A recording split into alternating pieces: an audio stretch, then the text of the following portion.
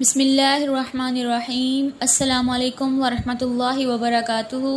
میں امید کرتی ہوں کہ آپ سب ایمان اور صحت کی بہترین حالتوں میں ہوں گے۔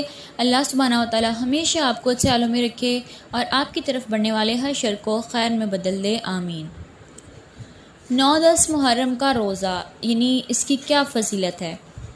جب نبی صلی اللہ علیہ وآلہ وسلم سے اس دن کے روزے کے بارے میں پوچھا گیا تو آپ صلی اللہ علیہ وآلہ وسلم نے فرمایا، میں اللہ سے امید رکھتا ہوں کہ عاشورہ کے دن کا روزہ 1 سال پہلے کے گناہ مٹا دے گا، یعنی گزرے ہوئے 1 سال کے گناہوں کا کفارہ ہے۔ یہ پچھلے محرم سے اب تک جتنے بھی گناہ ہوئے ہیں انشاءاللہ وہ معاف ہو جائیں گے۔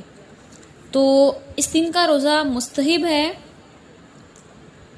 جابر رضی اللہ تعالیٰ عنہ کہتے ہیں کہ رسول اللہ صلی اللہ علیہ وآلہ وسلم اس دن کا روزہ رکھنے کا حکم دیتے اور اس کی ترغیب دلاتے اور اس موقع پر ہماری نگرانی فرماتے۔ اس کے بعد رمضان کے روزے فرض کر دیے گئے تو آپ نے ہمیں نہ حکم دیا، نہ منع کیا اور نہ اس موقع پر ہماری نگرانی کی، یعنی پھر نفلی روزہ ہو گیا نا، کہ جب رمضان کے روزے فرض نہیں تھے تو محرم کے روزے فرض تھے، اور جب رمضان کے روزے فرض ہوئے تو محرم کے یہ روزے نفلی میں چلے گئے، ٹھیک ہے۔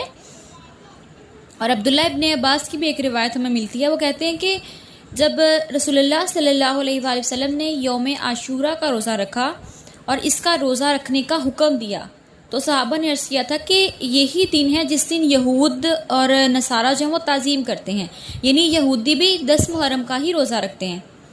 تو اس پر پھر رسول اللہ صلی اللہ علیہ وآلہ وسلم نے فرمایا کہ جب آئندہ سال ہوگا تو اگر اللہ نے چاہا تو ہم 9ویں دن کا روزہ رکھیں گے، اور اس کے بعد آئندہ سال نہیں آیا کہ رسول اللہ وفات پا گئے۔